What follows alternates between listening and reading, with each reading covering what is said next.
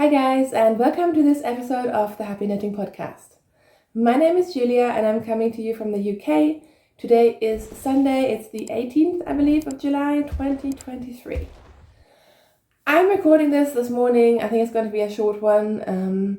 I am sat here waiting for a Tesco delivery, which was supposed to arrive 5 days ago, but there was a fire and it didn't arrive. So we're out of food. But I have some time to record. My husband has taken my son out for the morning, so I thought I'd get a quick episode in. I think it'll be a short one, but I have a couple of finished objects to show you, a little bit of like random yarny crafty chat, a tiny bit of stash enhancement, and yeah, I thought we'll just record a little one in the living room. I think some of you enjoyed our planty living room background when I recorded in here a couple of weeks ago. Sorry if my voice is a little bit off. I have this weird mix of hay fever and a cold that my son got and gave to me very generously. So yeah, I feel absolutely fine. I just sound a little bit funny. Anyways, let's talk about some finished objects. Obviously I'm wearing one. I am wearing my finished Tostee number 2. So Tostee by Rebecca Cowl. I knit this out of the recommended yarn, which is woolly knit 100% cotton. And I used the mustard yellow shade. I held double. I was going to do the fingering weight version, but then I decided I was too lazy, and I'm happy to knit fingering weight things. But this is more of I want a finished garment rather than I want to spend a million years and possibly all the time until autumn to knit this. So I've decided to knit the DK weight version for this, which is absolutely fine. But I do think I will make a fingering weight one sooner or later. If you remember, this is awkward there, my neighbor is leaving. If you remember, I knit my first version, I don't know when the pattern came out. So this is my Tostee number 1 with the same yarn. As you can see, I did stripes with this one. And modifications I've made is I have tightened the neckline a little bit. So I think I cast on 8 stitches less. I think this neckline is a bit too wide. I know it depends on obviously your preferences, but I think generally it might be too wide. So I've tightened the neckline up a little bit. And with my first one, you can't really see it, but I think because I went down a needle size, as you should, for the decreases, I just got a bit of like puckering under the arms. So with this one, I actually stayed with the same needle size for the ribbing on the arms, and I did have to redo the bind off, I think 2 times, because it was then flaring out and it was a bit funky. But I think now they're perfect. Like, they don't cinch in, they're just sort of open sleeves, but they also don't go funny places. Like, I think this is the perfect sort of sleeve for me. So if I make more, which I probably will, this is what I'm going to do. And also I lengthened it. Both times I didn't read what the pattern says, so this has nothing to do with the pattern itself. But this one, I don't know if you can tell, it's too cropped. I don't know what I was thinking, but it's just a little bit too cropped. I mean, obviously I can wear it with high-waist jeans or like high-waist shorts, but it's not like the super variable everyday sort of garment. And this one I knit about maybe 10 centimeters longer. Hang on, can you see? Like, it's just comfortable. I'm not gonna show you my ties. And yeah, I really like it. I'm happy this is done. I'm also happy it went with a solid color. I think it actually looks really, really good. And yeah, probably stripes would have been more fun to knit, but yeah. I think this will be really, really wearable to the point where I could even see myself making more solid color ones in the future, because then you can just throw them on and yeah. In terms of the woolly knit cotton, I wanted to show you this. This one I have washed in the machine 2 or 3 times. That's just like a normal 30-degree wash, and it's come out really, really well. I feel like it's a little bit more matte, and I can't really describe it. It's got a bit of a dry feeling to it, but it's absolutely fine. Like, it doesn't feel stiff. It just feels a bit like bit more of a worn fabric, I guess, which makes sense. So yeah, I'm quite happy with this still, but I like this version 100 times more than this one. I don't know what I was thinking with the colors. I thought it would be really cool and quirky, but yeah, I don't know. This is my color. This works really well for me. And yeah, for both sizes, as for both versions, and it's size 4. And what I like about the Tostee is that it actually grades the raglans properly depending on your size. So depending on your size, you will eventually only increase on the sleeves or on the body. Whereas a lot of popular raglan patterns out there, they just have the same increase rate for all sizes, which doesn't really make any sense, because as your bust size gets bigger, yes, your arm size does also get bigger, but not in the same amount. So yeah, anyways, that is my Tostee number 2. Also, I'm gonna call this a finished object because it is pretty much finished. I have finished my Rowan Felted Tweed cardigan. Should I put it on? Let's put it on. I haven't even put this on yet. I'm gonna be really awkward and do it on camera. But you will remember I was knitting a cardigan. This shouldn't be this hard. I decided to make up my own cardigan out of this Rowan Felted Tweed yarn that I had bought years and years and years and years ago. And look, I'm so excited by this actually. It fits. This is just a sort of improvised steeked cardigan. So I used the numbers of the Petite Knit No Frills sweater just because I had the numbers in my Ravelry library anyways. But then did my own sort of increases, decreases, all of that. So it's a raglan construction. I put a steek in the front, so it's got a round neckline and a steek. I did long fitted sleeves. I wanted them to be really nice and long, so they're perfect for autumn, because yes, I am so excited for autumn. Oh, and I've got matching nails. Yeah, it's hip length. And what I did is I obviously steeked it. I have finished the button bands. I did put buttonholes on, and I have actually ordered buttons. I haven't looked at them yet. I got 2 different shades of blue and 1 shade of pink, just in case it needs pink buttons. I don't think it does, but I will eventually make something pink that needs pink buttons. So yeah, it's been blocked. All the ends are woven in. The only thing I need to do is put on the buttons, and yeah, I am so excited about this, especially now that I put it on and it fits. Yeah, I'm very, very excited. I do love making my own sort of, I don't want to say custom garments, because I mean it's just a very simple cardigan, but I do love it, and I do love when they work out and they just fit my body really well. So yeah, this garment is also finished. I was just on a finishing kick. I think I just needed to get some stuff done. And then I needed a palette cleanser. I just needed some stockinette in the round, and I didn't really feel like socks. I haven't really been feeling like socks in general. So I have started a new thing, and I've also finished it. Ta-da! So what is this, you may ask? It is a little bit wet. I did block it last night, and it's not completely blocked. But I decided to knit up some really, really, really old stash. This yarn is from Fildar, I believe.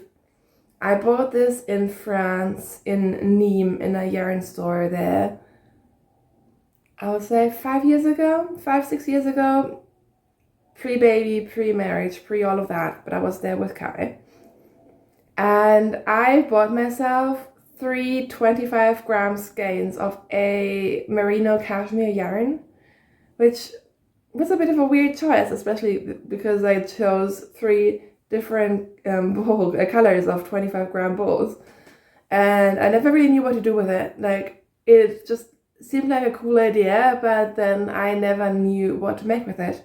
So in the end, I just decided it's time to knit this yarn up, and if it's, so special, I can buy more, which I probably won't. But it's doing no good in stash. So I decided to knit it up, and I'm doing a cowl, or I did a cowl. So originally I went with the Litmus Cowl by Stranded Dye Works, Jude. But so the first time around I did the provisional cast on, but it was too wide for my taste, and I knew I had very limited yarn. I wanted to do a single loop cowl. So I ripped it out and started again with less stitches. I don't remember how many, but it is on my Ravelry. And I couldn't be bothered doing the provisional cast on again. So I just did a regular cast on, and I went with a very, very visible seam to bind off. So I just bound off and picked up the stitches from the cast on edge at the same time. So it is very visible, but I actually don't mind it because it's going to be in the back anyways. And I think, if anything, it can be a design feature. And what I did is I did 20 row stripes until I ran out of yarn. I think I had enough for one more gray stripe, besides that, I've used up every last bit of that yarn, and I twisted it to make a really fun cowl. So obviously this is a little bit wet, and I'm hoping it'll have a bit more volume, but this is the idea. So it's very basic, but it's going to be nice to have something really soft, really luxurious on my neck. This is crazy soft. I don't tend to knit with cashmere and stuff like that. So yeah, I think this will just be handy to throw over on, walks when it gets cold eventually. I used 3.5 millimeter, 3.5 millimeter needles. It's plain stockinette. It's really simple. I took this with me because obviously it didn't take very much space, so I was knitting on this when I was out with my toddler in the cafe and so on, and it took me I think 5 days to knit, and it is done. Alright, in terms of whips, I only brought one to show you. I have been working on my crochet blanket, but I mean that doesn't look super different from last week. So if you haven't seen it, go back one episode. But I've added another 4 inches, 10 centimeters at least on it. I haven't worked on my socks. I haven't been feeling the socks, honestly. I wonder if I need to cast on another pair though, because it's just that the helical socks that I am knitting on at the moment, again, I showed them last week. They're really fun, but they're not really portable because they're constantly changing colors. So maybe I need a vanilla pair of socks on my horizon, who knows. I have been trying to finish things, and I think I'm going to have a cast on party very, very soon, possibly today. What I have been working on though is my Islandergenser. So this is the Islander sweater by Ellie of Scandia. I've talked about this many times. I'm not going to go into detail, but the light gray yarn, which is a coned yarn, both of these are coned yarns. This is from New Lanark Spinning Mill, the 4-ply yarn, which I think you can only get on cones every now and then. They don't tend to sell it in balls, as far as I know. And this charcoal with like Tweedy Flex, which is JC Rennie in the Smolder colorway. And yeah, there we are. I have added another, how much is this? 5 inches? 4 to 5 inches to this. And honestly, this is so much knitting. It's kind of ridiculous.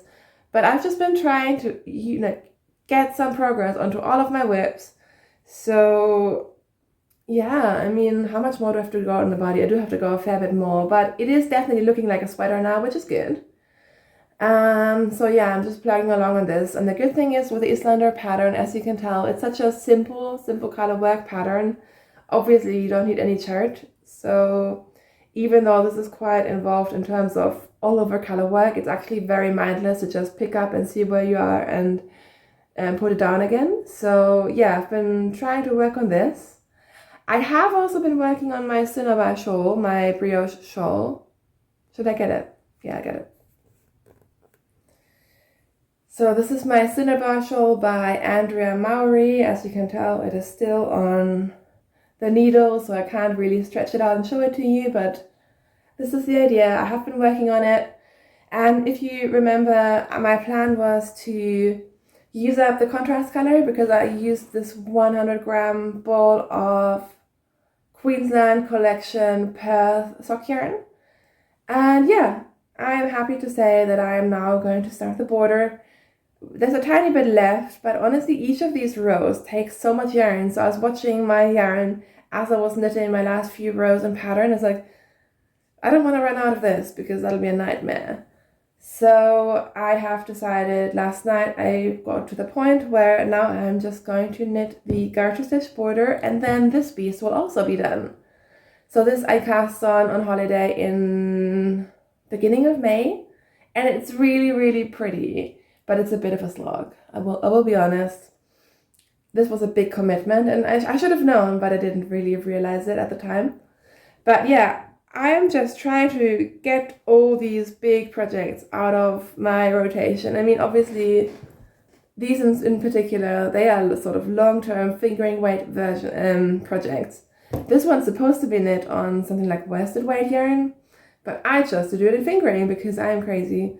And yeah, so obviously these are big sort of time commitment projects, but I think I am making good progress, and I just need to, get some stuff off the needles, because I think these two projects plus my pair of socks are my only whips, not including blankets. So soon I can cast on all the things. So talking about casting on all the things, I just wanted to chat to you guys about some project that I'm planning. And it is July, but I have been thinking about Christmas gifts, and I'm not going to, do any crazy gift knitting this year, I don't think.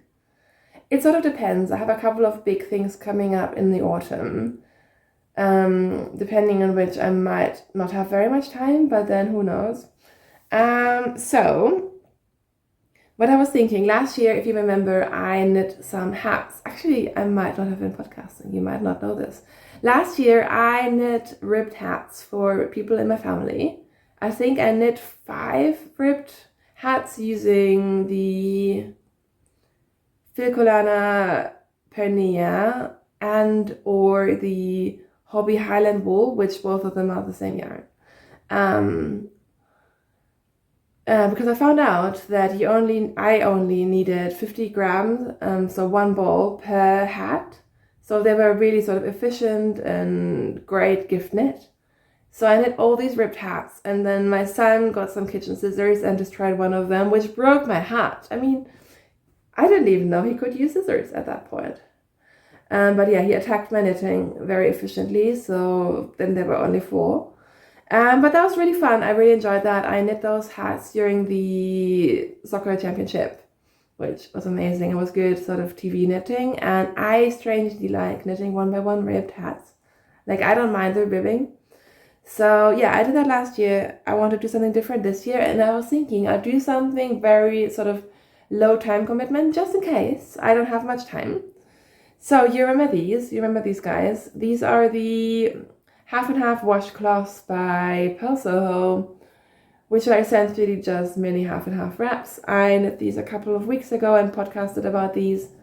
I used Scrappy's Katona, and I used their 25 gram balls to knit these fun 2-colored washcloths. So one 25 gram ball, which is almost like a mini skein, was enough for 2 colored sections of 2 squares, if that makes any sense.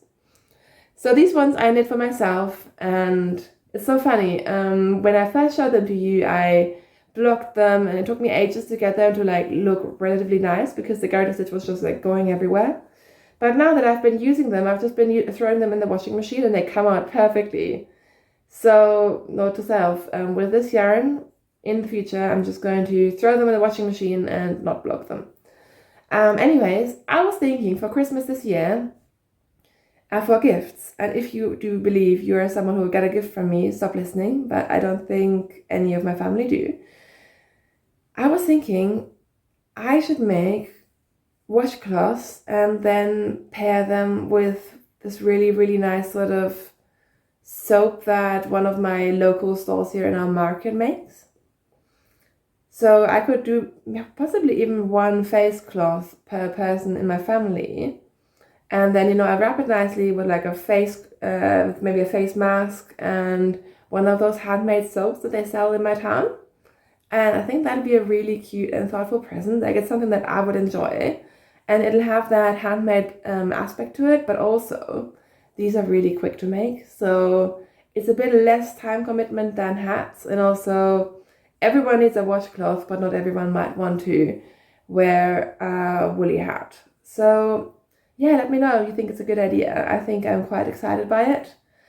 I have been thinking if I want to use the same yarn, because I do have some of this yarn left, but also I know some people in my family might prefer sort of more muted colors. I'm not really a muted person. Can you tell? So yeah, I haven't decided yet, or if I'm going to use this as an excuse to try new yarn, although I'm trying not to buy yarn. We will see, but that is something that's on my mind. I'm not necessarily ready to start casting these on anytime like this weekend, but like these were also very fun projects to take to the park, take to, you know, wherever we're going with the toddler, because they're just so quick. You can just like bang one of these out in an afternoon, really. So that's one thing I'm thinking about. Also, and you're gonna laugh, I have this itch to knit a blanket.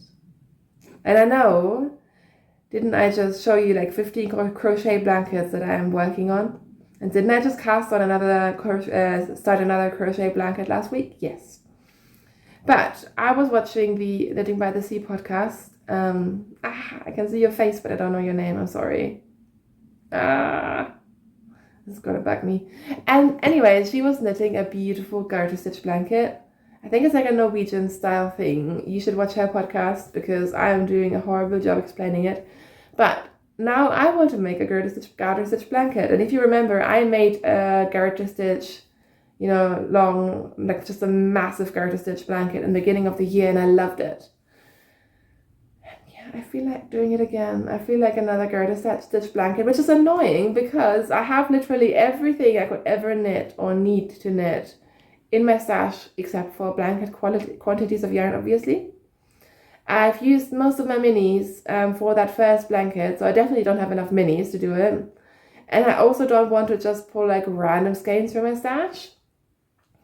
Like my dream blanket would be some kind of color palette from maybe like, what's it called?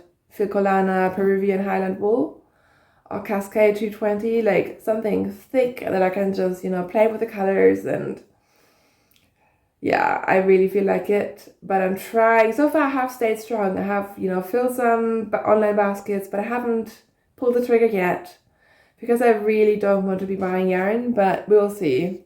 It's definitely on my mind, but maybe I'm still hoping if I cast on other stuff, maybe the blanket idea will go again and I can just focus on actually using what I have. So we will see. Lastly, yesterday I, out of the blue, decided to make some dryer balls. So I'm new to the whole dryer game because I've never owned a dryer until about 6 months ago. But we do have a dryer now, and I was like, well, I have yarn, I have feltable yarn, why don't I make some dryer balls? And, you know, get some like random bits and bobs out of stash.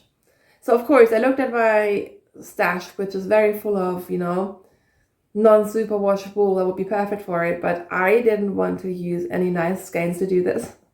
So in the end I used some of this light pink yarn, which probably, that should have been the best to felt, but it didn't felt super duper well.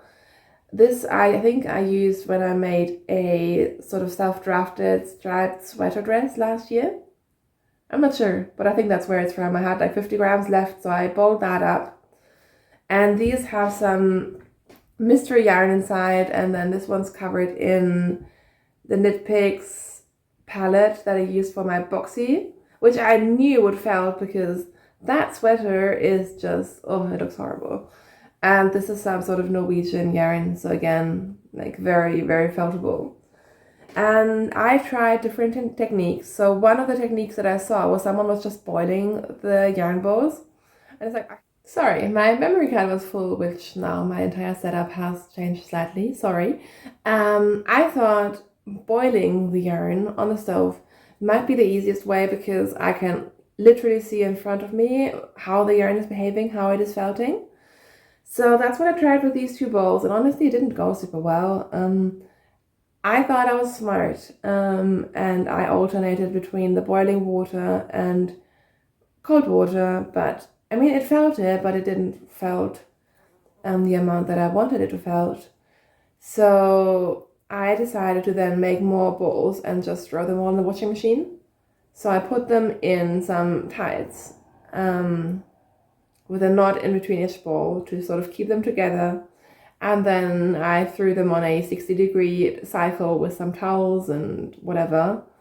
And they came out relatively felted, but then I also put them in the dryer with the towels to felt them a bit more. And yeah, this is what we've ended up with.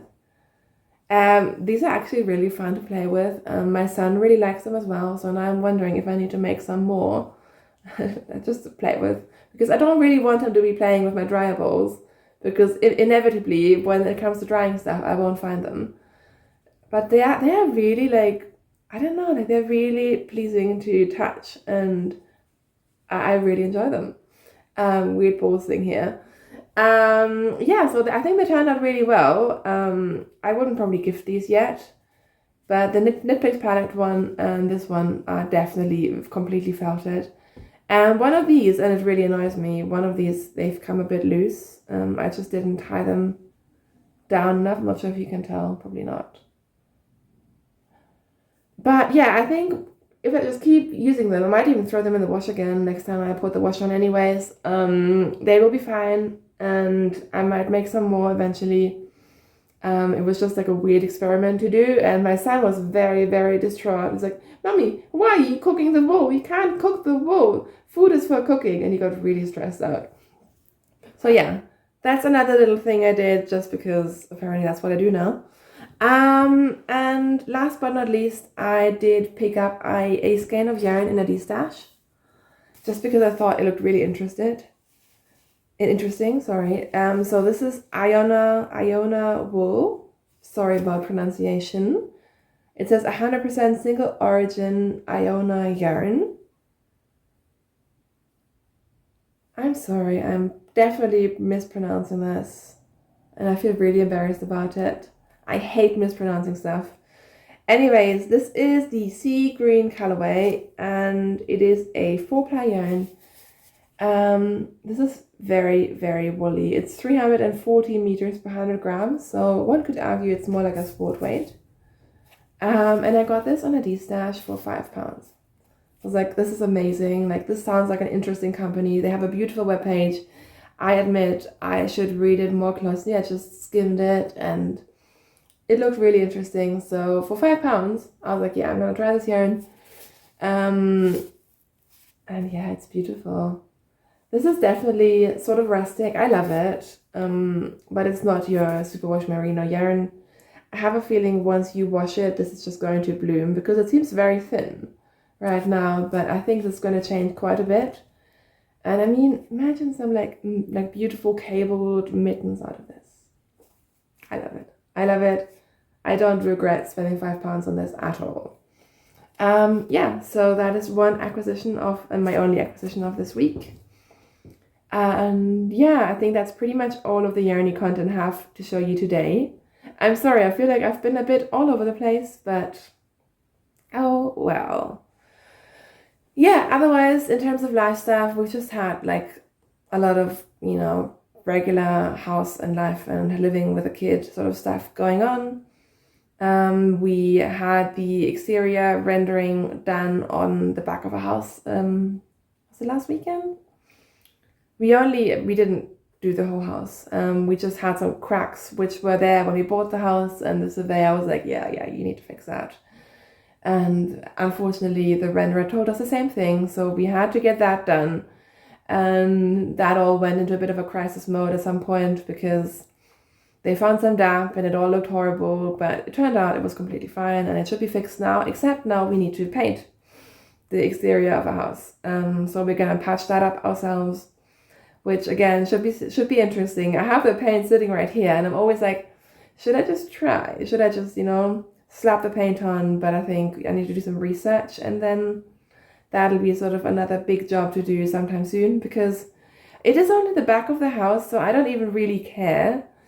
but some of it is in like a really awkward place behind my shed, so don't really know how to get there. We can't go through the shed because we can't open the back door of the shed, which, yeah, fun problems to have. Our renderers love that as well. Yeah, so how stuff is all going okay. I think we've gotten rid of the moths. I mean, I don't know, I still find one every now and then, but I do see them literally sitting outside our window, like on the outside. So I do think sometimes they just wait until we open the door and they just fly in. I feel like there was something I wanted to talk to you guys about, and now I have forgotten it. So I think I'm just going to let you guys go. Thank you so much for coming to my slightly all over the place podcast today. I really, really appreciate those of you who come back every week. I hope all of you are doing well and you have some nice yarn to play with and you're healthy and safe and all of those things. Thank you so much for watching. Have a nice Sunday. I will see you very soon. Bye.